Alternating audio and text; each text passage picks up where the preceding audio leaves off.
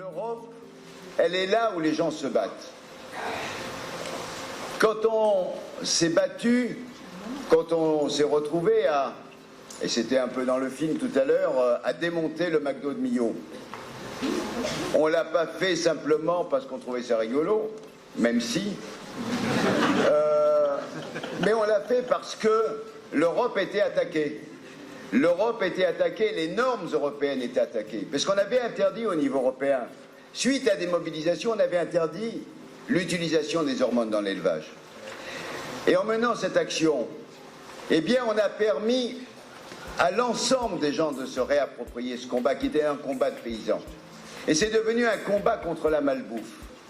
Et ce combat contre la malbouffe, ça a été le combat qui a permis à l'Europe de tenir tête pendant 10 ans. Et les États-Unis ne sont pas arrivés à imposer le bœuf aux hormones. Et c'est pendant cette législature, au Parlement européen, qu'on a voté la fin du conflit sur le bœuf aux hormones. La plupart des gens qui ont voté au Parlement ce jour-là ne se rappellent pas de ce qu'ils ont voté, ils ne savent même pas qu'ils ont voté ça. Mais c'était un acte important, c'était 30 ans de combat depuis que Bernard Lambert avait commencé le combat en 1980 contre l'utilisation des hormones dans l'élevage. Et là,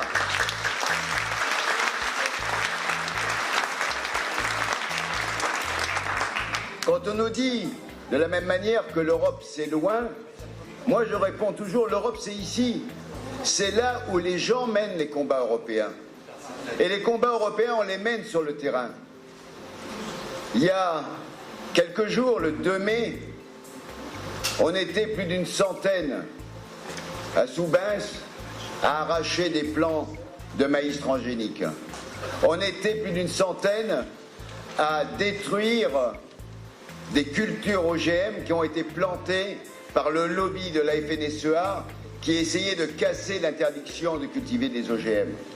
Cette action, elle a permis que le gouvernement français, qui a réagi dans les heures qui ont suivi notre action, ils ont réagi en disant « on va faire détruire ces parcelles ». Eh bien ce combat, avec tous ceux qu'on a menés depuis plus de 15 ans contre les OGM, a permis que le Parlement européen, pendant cette session, à la majorité, refuse l'autorisation pour le nouveau maïs OGM de Pionnier. Le Parlement européen, grâce à ces mobilisations, a mené ce combat.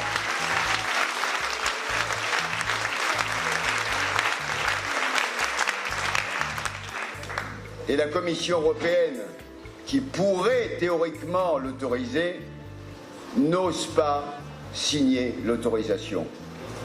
Eh bien, je fais le pari qu'on empêchera la Commission européenne de signer l'autorisation pour le maïs de Pionnier, parce que sinon, eh bien, ce sont les citoyens européens qui, une fois de plus, continueront à se mobiliser, et pas simplement en France, mais dans l'ensemble des pays où les citoyens, à plus de 75%, refusent les OGM.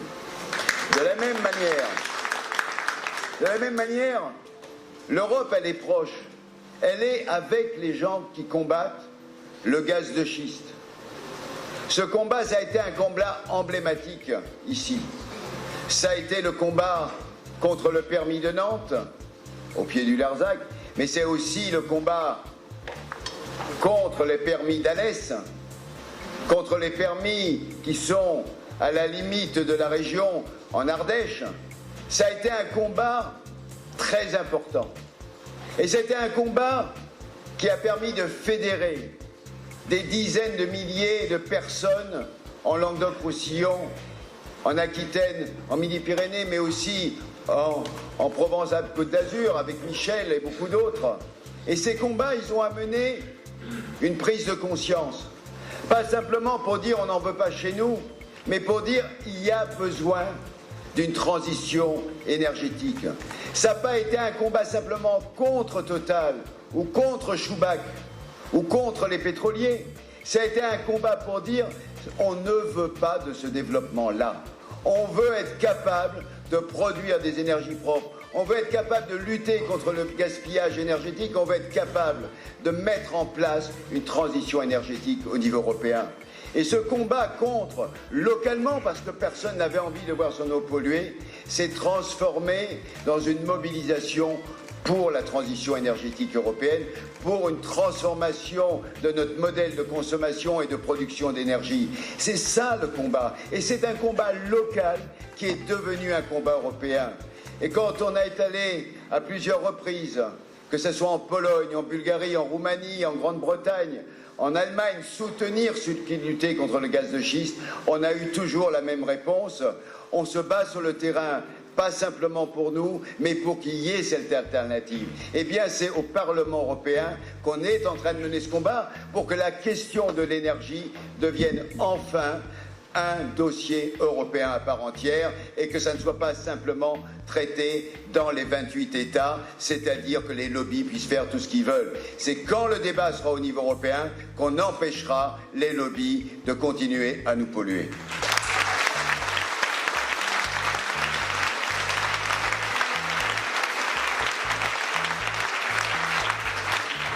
L'Europe, c'est encore ici, et je vais m'arrêter avec ce dernier exemple.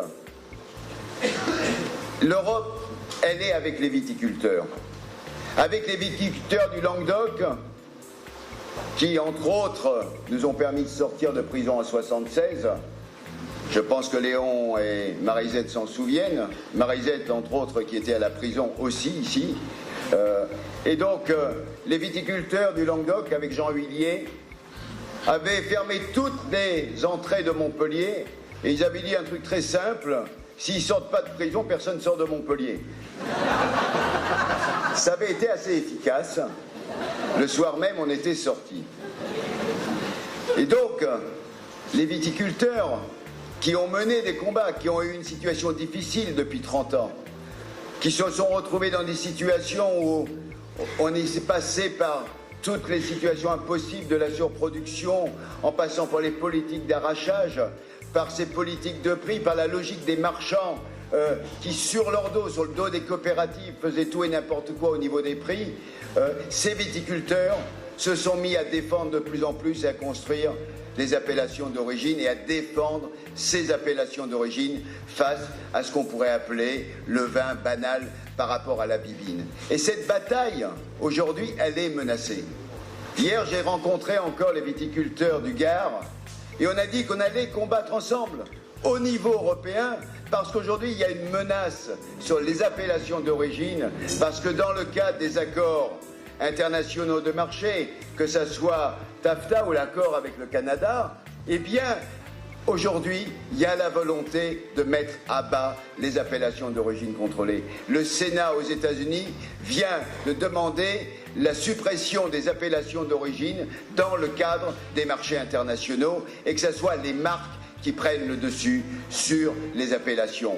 Eh bien, comme on l'avait fait il y a quelques années ici à Agnan, on n'a pas envie demain que nos territoires se transforment en des winelands et dans des coopératives en des wineries. C'est quelque chose contre lequel on continuera à se mobiliser et on le fera au niveau européen.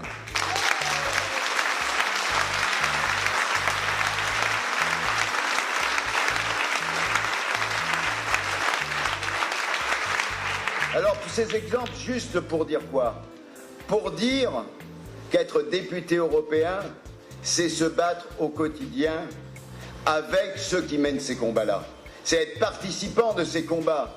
Et c'est parce qu'on est participant de ces combats qu'on est aujourd'hui au Parlement européen, qu'on est capable de défendre pied à pied sur le gaz de schiste, sur les OGM, sur les appellations d'origine. Alors quand j'entends mes concurrents directs ici dans la région, Madame Alliot-Marie, ça a été dit tout à l'heure, qui dit qu'elle va donner de sa personne en allant à Bruxelles, mais qu'elle va perdre de l'argent. On était en train d'en discuter avec Dany, on se demande quoi elle va perdre. Quels sont ses revenus qui ne sont pas compatibles avec son siège au Parlement européen. Ça, je serais curieux de savoir. Alors, peut-être sa maison chez M. Ben Ali, mais Ben Ali est parti. Alors, voilà, donc il faut chercher, il faut chercher. M. Alliot a déclaré aujourd'hui qu'il serait un député français à l'Europe. Texto ce matin. Mais il n'a pas dit que ça ce matin, il en a encore donné une autre encore mieux. Il a dit je suis le Qatar, le nouveau Qatar. Alors, comment est-ce qu'il va pouvoir être Qatar et député français? Ça va être compliqué. Et moi, j'ai presque envie de dire que ça serait bien qu'il relise son histoire, parce que vous savez qu'on a eu les élections municipales il n'y a pas longtemps, à Béziers. Et donc, est-ce que M. Alliot-Marie et ceux avec qui il a... M. Alliot, excusez-moi, c'est bien. Est-ce que M. Alliot et M. Ménard, plutôt que d'être les Qatars, ne seraient pas les dignes héritiers de Simon de Montfort? On peut se poser la question.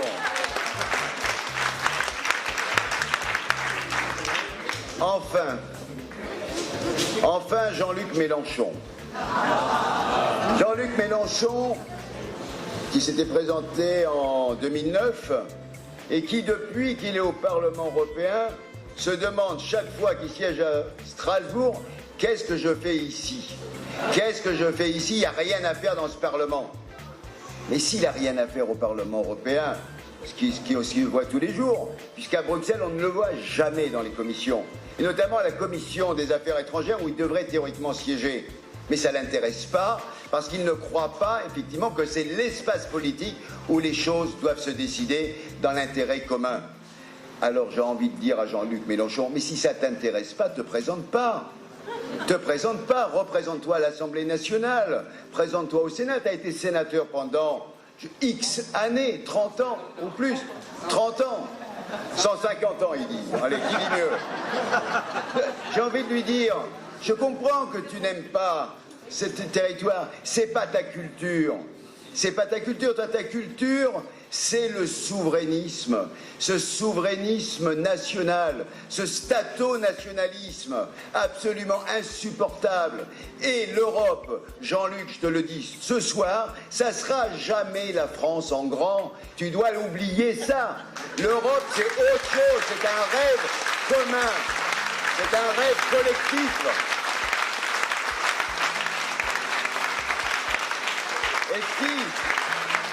Et je crois que ce qu'ils ne comprennent pas les uns et les autres, c'est que ce qu'on est en train de construire au niveau européen, et peut-être qu'on ne le voit pas très bien quand on n'y est pas, mais moi, depuis 5 ans, je le vis tous les jours, c'est que pour la première fois, j'ai l'impression de construire chaque jour un processus démocratique.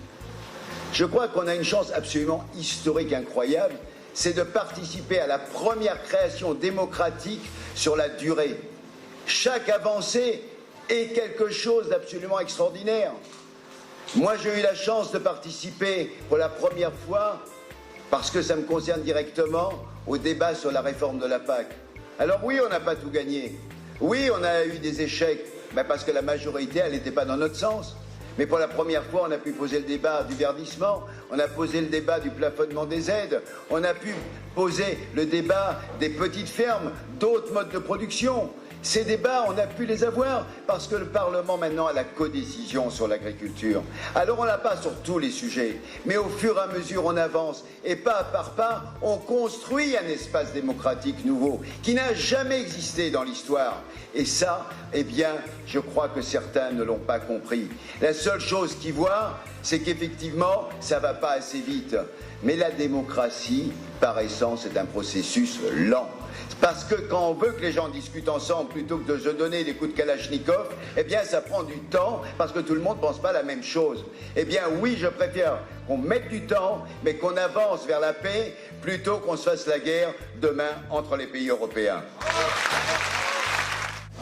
Je voudrais dire simplement d'abord, c'est vrai que je suis fier. Alors Emma l'a déjà dit, mais je vais le dire... Parce que c'est vrai, quand les débats à Europe Écologie ont repris sur quels seront nos têtes de liste, les candidats pour les élections européennes, nous étions quelques-uns à nous battre pour dire, écoutez, on avait une équipe d'Europe Écologie dans le groupe des Verts européens qui était une équipe efficace. Des gens qui ont su défendre dans leurs commissions respectives non seulement la cause de l'écologie, la cause européenne, mais avec une sensibilité de l'efficacité politique, donc la capacité du contact avec les autres forces politiques.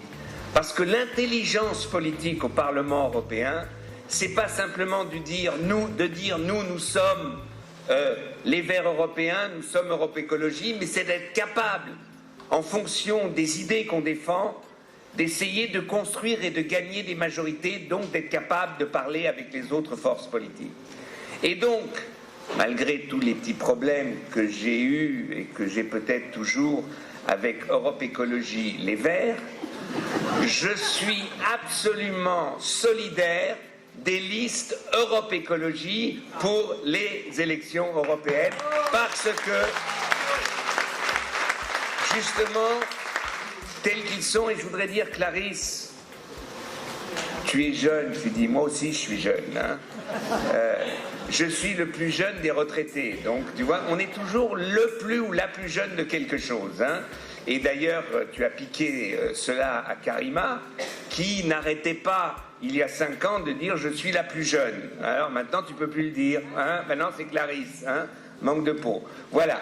Donc, je dis cela parce que la diversité aussi des candidats, c'est quelque chose d'assez fascinant. C'est parce que c'est une diversité politique qui représente bien, en fait, cet espace multiculturel qu'est la France et qu'est l'Europe. Parce que, et je voudrais commencer sur, je commence à en avoir ras-le-bol du débat sur les identités. Hein, et je crois que dans le débat sur les élections, eh bien, la plupart des partis ont peur de dire que l'identité nationale, ce n'est pas la panacée en ce moment dans le monde.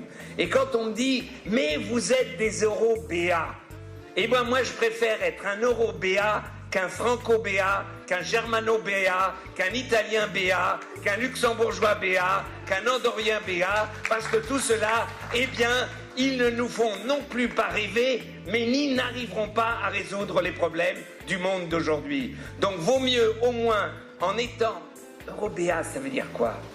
Ça veut dire pouvoir être admiratif. Eh bien, vous l'avez montré tout à l'heure, la construction européenne, c'est quelque chose de formidable. C'est formidable quand on sait d'où on vient, quand on sait comment était l'Europe il y a une 60aine d'années, que quand l'Union soviétique s'est effondrée, eh bien les peuples qui n'étaient plus occupés par les chars russes ont choisi librement de rejoindre l'Union européenne. Eh bien nous avons dit Inch'Allah, Inch'Allah, vous êtes les bienvenus, vous êtes les bienvenus.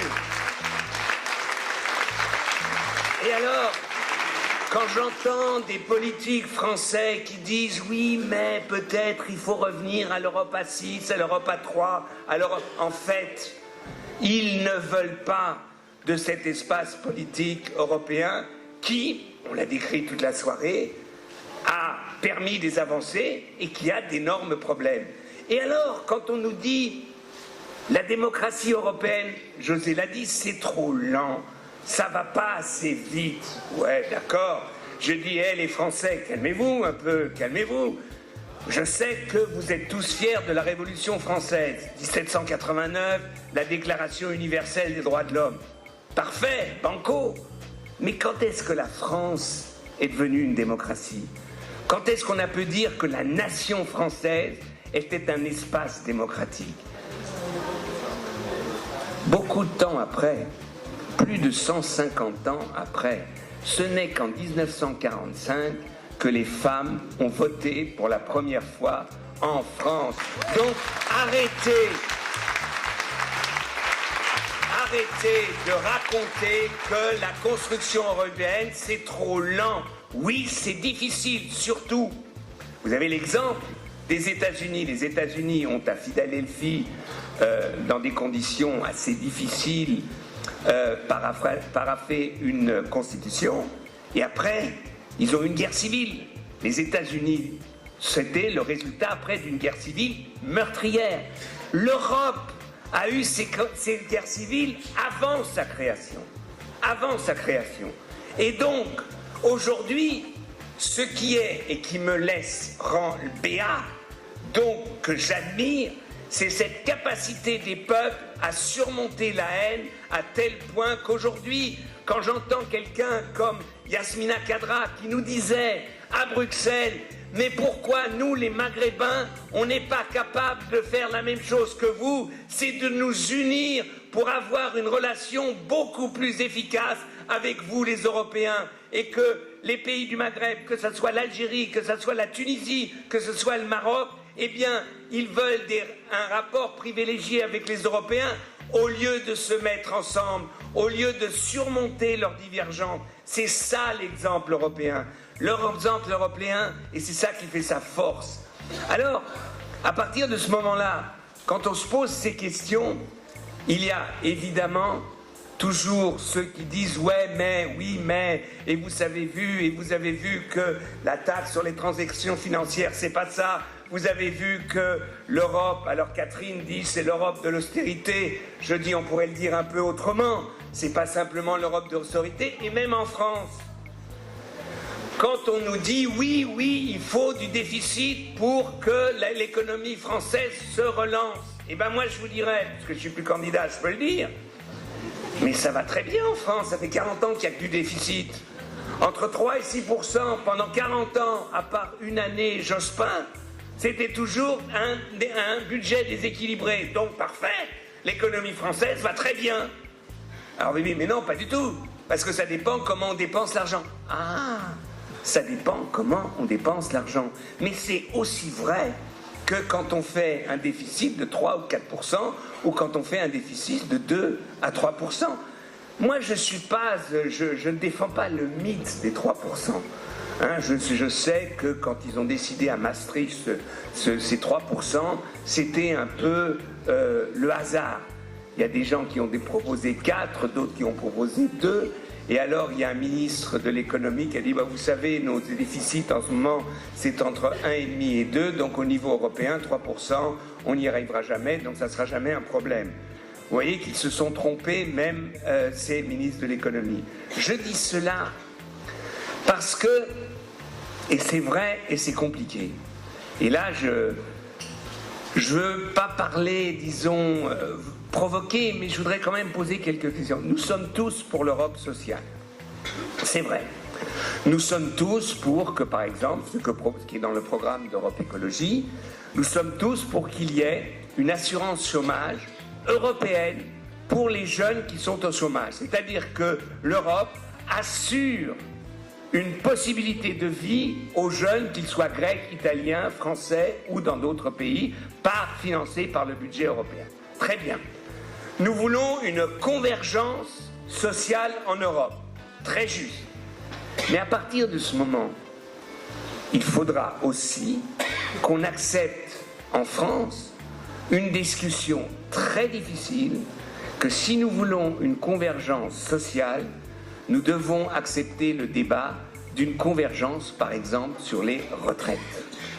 Pour la simple raison que vous ne pourrez pas dire aux Allemands ou à d'autres citoyens de l'Europe qui vont financer l'Europe sociale que dans un pays, il y ait la retraite à 60 ans et dans un système privilégié même un peu plus jeune, dans un autre à 65, 66, 67. Alors je sais, la réponse de la gauche française est très simple, que tout le monde revienne à 60 ans. Je sais, ça c'est la solution française. Venez à nous et tout ira bien. Seulement, il y a un véritable problème qu'on doit se poser au niveau du Parlement européen. Un espace de discussion pour un problème difficile. C'est vrai que quand les retraites à 60 ans avaient été décidées dans un pays comme la France, après 45, l'espérance de vie était de 7 ans. Donc on allait à la retraite à 60, on avait une espérance de vie de 7 ans, 67 ans à peu près. Aujourd'hui, l'espérance de vie étant de 80, 85, etc., vous voyez, les jeunes comme moi, ils veulent vivre encore une trentaine d'années. Donc, à partir de là, de se poser comment, au niveau européen, on puisse résoudre ce problème difficile des retraites, en disant, eh bien, on peut travailler plus longtemps, mais chaque année, à partir de 55 ans, on travaille par jour 1 heure de moins pour arriver à 60 ans à travailler à mi-temps et peut-être à 66 ou 67 un quart de temps. Je ne dis pas que c'est la solution, je dis simplement que l'Europe, c'est l'espace nécessaire pour poser ensemble ces problèmes et les résoudre ensemble, car c'est la condition d'un espace social européen. C'est la condition qu'on mette tous ensemble, tout l'argent, non seulement l'argent, mais nos capacités pour justement qu'il y ait plus d'égalité en Europe. Je donne cet exemple parce que j'avais parlé tout à l'heure de l'identité. Je voudrais dire une chose très simple. Vous savez, on fait comme si l'identité, c'était quelque chose d'évident. On est français. Alors évidemment, déjà, on pourrait dire, il y a une différence entre un homme qui se dit français et une femme qui se dit française. Ils ont déjà 2 identités différentes. Puis alors, je ne veux pas parler de leur orientation sexuelle. On a eu aujourd'hui des tas d'idées sur José, Emma et d'autres relations, etc. Donc je dis par là qu'il y a des identités différentes qui sont liées aux orientations sexuelles. Et puis on peut continuer. Il y en a qui se disent français, mais qui, disons, se rattachent beaucoup plus localement. Ils se disent, ils viennent du sud, du Languedoc, ils sont régionalistes, ils sont occitans, ils sont je ne sais pas quoi. Donc déjà, on a une multitude d'identités. Et on peut continuer comme ça dans la construction, puisque la population française ou la population allemande, la population luxembourgeoise a évolué après 1945, c'est-à-dire qu'il y a des vagues d'émigration qui sont venues. Et surtout, qu'on dise la vérité, les immigrés qui sont venus en France ou en Allemagne ne sont pas venus parce que des gauchistes les ont appelés, parce que des églises les ont appelés, parce que des gens bien pensants les ont appelés. Non, ils sont venus pour trouver du boulot, pour travailler, pour construire les économies européennes. Ils sont venus, on en avait besoin d'eux et on était content qu'ils sont là. Avec cette décision d'une nécessité, quand on a compris la nécessité d'une force de travail, eh bien, on a compris que les émigrés, c'était pas simplement des personnes, hommes ou femmes, qui viennent travailler. Ils ont une vie. Et donc, ils se sont mariés, ou ils ont fait venir leurs femmes, leurs enfants, etc., regroupement familial, etc. Et ils ont diversifié les populations européennes.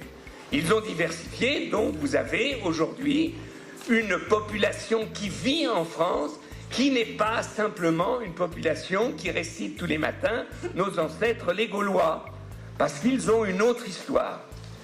À partir de là, maintenant, puisqu'il y a dans le programme d'Europe Écologie quelque chose de très juste, qui vient d'une des propositions que j'avais faites avec un politologue allemand, Ulrich Beck, qui est qu'il y ait au moins, de donner la possibilité chaque année, au moins à 1 million de personnes, plus ou moins jeunes, non seulement de faire des études dans un autre pays européen, mais si possible aussi de travailler dans un autre pays européen. Alors, si on veut la nécessité, ça serait que chaque année, 2 millions de citoyens européens puissent ou faire des études ou travailler dans un autre pays européen. Résultat des courses. Réfléchissez 30 secondes. 2 millions de personnes entre 20 et 40 ans qui vont travailler et qui vont vivre pendant 1 an dans un autre pays européen, ça fait quoi? 30%, statistiquement, 30% d'entre eux vont tomber amoureux dans l'autre pays.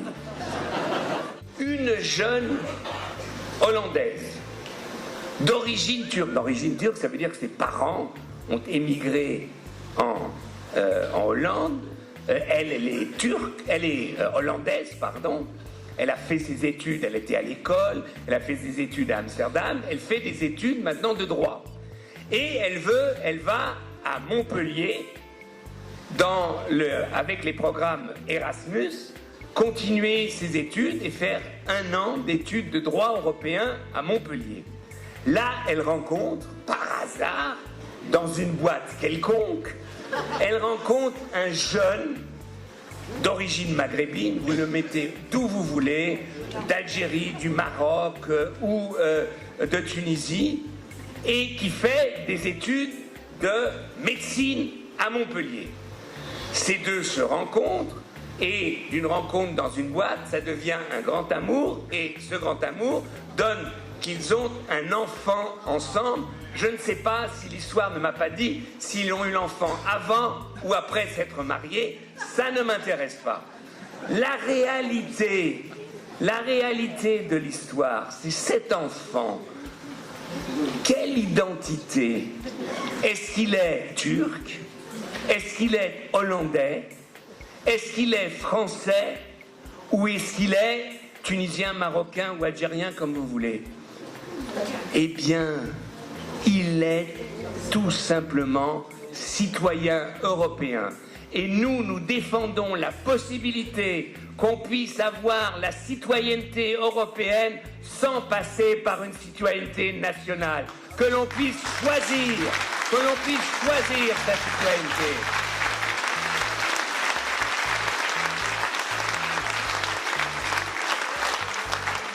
Cela veut dire que si l'on veut choisir une citoyenneté nationale, évidemment qu'on a le droit. Si on choisit la citoyenneté européenne, eh ben on aura le droit de vote à toutes les élections dans le pays où l'on vit. C'est simple. Donc si vous êtes citoyen européen et que vous vivez à Montpellier, vous avez le droit de voter aux élections municipales, régionales, nationales et européennes sans exception. Voilà la vraie citoyenneté européenne et locale.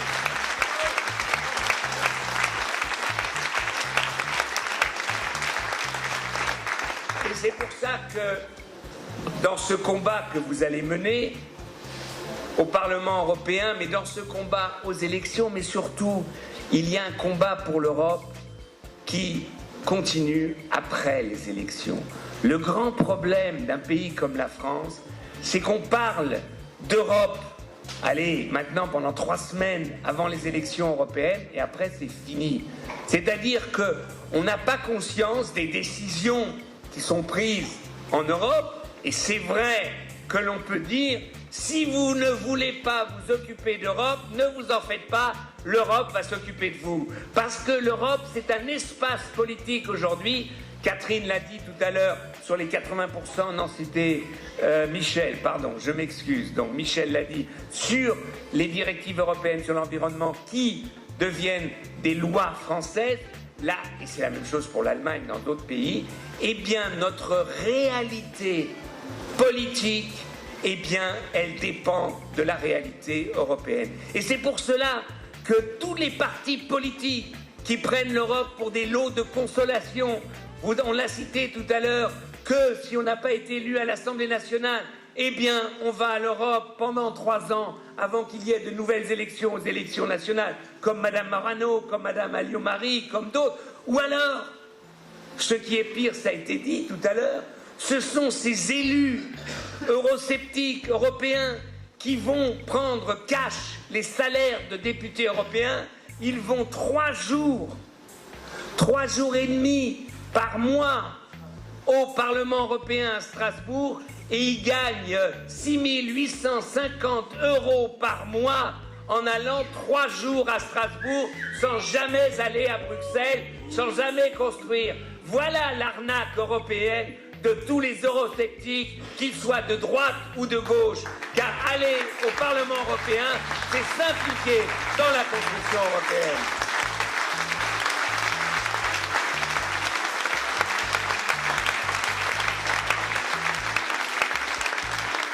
Et là, pour les plus anciens, je me rappelle de la campagne de 99. Emma en a parlé tout à l'heure. C'était la campagne où, pendant le conflit en Bosnie et le début de l'intervention au Kosovo. Et je me rappelle des difficultés d'Europe Écologie face à ce conflit, qu'est-ce qu'on fait? Comment on réagit? Alors moi, on sait que je suis un va-t-en-guerre, étant donné que je n'ai jamais fait de service militaire. Je suis le seul Européen. Je suis le seul Allemand. Je suis devenu à 14 ans. J'ai pris la citoyenneté allemande pour ne pas faire mon service militaire. Je suis l'unique Allemand qui est devenu Allemand pour ne pas faire son service militaire. Sans ça, ça n'existe pas. C'est quand même formidable. C'est quand même formidable. Je ferme la parenthèse. Déjà à l'époque, nous avions des grandes difficultés de nous positionner. Qu'est-ce qu'on fait en Bosnie? Parce que la tradition, l'Europe, à l'époque, c'était simple. La France et l'Angleterre étaient traditionnellement pro-serbes. L'Allemagne, après 1945, traditionnellement pro-croate. Les Bosniaques manquent de peau. Ils étaient majoritairement musulmans, ils n'intéressaient personne et il n'y avait pas de pétrole à Sarajevo. Donc personne ne voulait les soutenir. Et on les a laissés se faire massacrer. Et les partis politiques, les Verts allemands, tous les Verts, ont eu des débats interminables. Est-ce qu'on doit soutenir les Bosniaques? Non, on ne peut pas rajouter la guerre à la guerre. Jusqu'à Srebrenica. Jusqu'à Srebrenica, tout le monde dit trop c'est trop. Et puis, il y a eu une intervention, d'abord des Français et des Anglais, puis avec les forces des Américains, etc., avec une résolution de l'ONU, et ça s'est terminé. Je ne demande pas, et je sais qu'il n'y aura pas d'intervention, et qu'il ne peut pas y avoir d'intervention en Ukraine. Mais les Ukrainiens, ils ont les mêmes droits, et ils ont le droit d'avoir le même espoir que tous les Européens.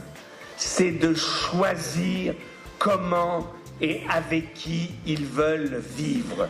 Et que si la majorité des Ukrainiens ne veulent pas dépendre de Moscou, c'est leur droit de ne pas vouloir dépendre de Moscou. Et c'est à l'Union européenne de les soutenir par tous les moyens économiques possibles pour faire pression, pour que s'arrêtent justement ces massacres et ces occupations contre le peuple ukrainien. C'est une chose très simple.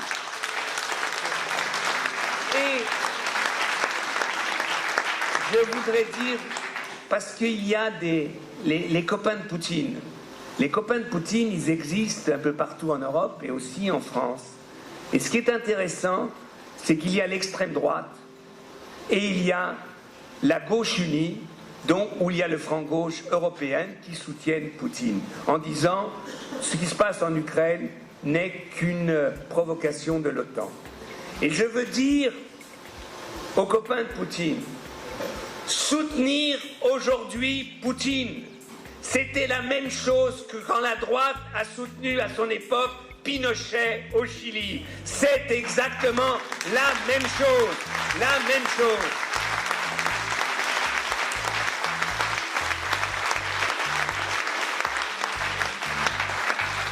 Parce que tout le monde nous parle de l'humiliation des Russes. Oui, il y a eu des humiliations, mais il y a eu l'humiliation des Polonais, il y a l'humiliation des Ukrainiens, il y a l'humiliation des Géorgiens. Et qu'aujourd'hui, si nous avons besoin de l'Europe, c'est parce que l'Europe est un pari que les peuples qui s'unissent dans l'Union européenne ont une garantie d'être souverains sur leur propre vie. La souveraineté de la Pologne aujourd'hui, eh bien, qu'on aime ou n'aime pas le gouvernement polonais, c'est pas ça la question. On se bat contre leur projet énergétique, évidemment.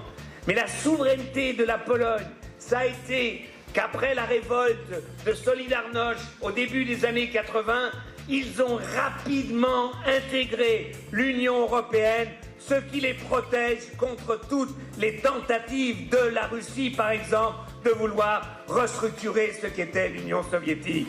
C'est vrai que l'Europe s'est construite contre les totalitarismes, contre le totalitarisme soviétique, contre le totalitarisme nazi, et que si aujourd'hui l'on permet à l'autoritarisme et à ce dictateur qu'est Poutine de prendre des peuples de reprendre la Crimée et de dire « mais bien sûr c'est à toi, excuse-nous » et qu'on laisse les ex-chefs d'État comme le social-démocrate M. Schröder de faire bisous bisous pour son anniversaire de 70 ans avec Poutine, il faut dire ça ce n'est pas l'Europe dont nous rêvons. Nous ne rêvons pas d'une Europe qui fasse des bises matin et soir avec M. Poutine. Ça, il faut le dire clairement. Il faudra au Parlement européen une coalition. Pas seulement une coalition pour le président de la Commission, mais il faudra à chaque fois qu'il y aura un projet législatif trouver des majorités. Il n'y a pas opposition et majorité au Parlement européen. Ça change et ça évolue. Et c'est là l'importance du vote pour Europe Écologie, pour les écologistes en Europe. Plus fort est la position des Verts européens dans le Parlement européen et plus nous aurons une influence non seulement sur la présidence de la Commission européenne, mais nous aurons une influence dans tous les débats législatifs pendant 5 ans. Donc ne vous faites pas avoir sur cette question du président de la Commission. La seule chose qui ferait une différence, et Karima, je te l'ai promis, et je tiendrai ma parole, la seule chose qui puisse faire une différence dans la situation actuelle, c'est l'élection directe du président de la Commission au suffrage universel.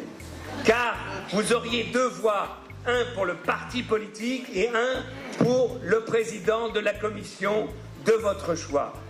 Et un président élu dans toute l'Europe. Ça veut dire quoi? Ça veut dire qu'on pourrait imposer un débat européen et que le débat sur les élections européennes ne soit pas des débats nationaux, franco-français, germano-allemands, italo-italiens, etc., comme c'est le cas aujourd'hui.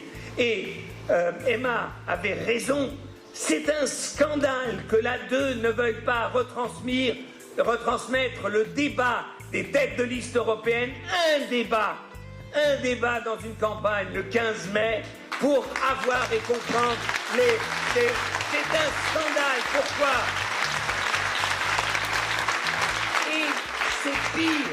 C'est pire, c'est non seulement ils ne veulent pas retransmettre le débat, mais le soir même, ils vont faire un débat sur l'euro.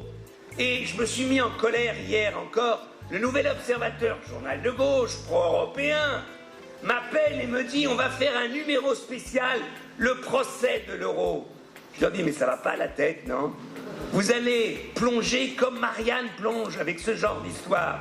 Pourquoi vous faites un procès de l'euro?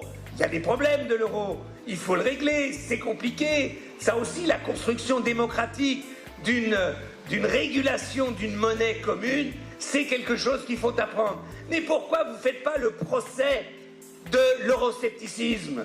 Vous allez toujours dans le sens d'un soi-disant climat. Et c'est pour cela que s'il y avait l'élection directe du président de la Commission dans toute l'Europe, eh bien vous aurez toutes les chaînes européennes qui seraient obligées et qui voudraient retransmettre ces débats. Et je vous dis, pour en terminer, camarades qui allez maintenant au Parlement européen, vous allez avoir une veille formidable sans moi.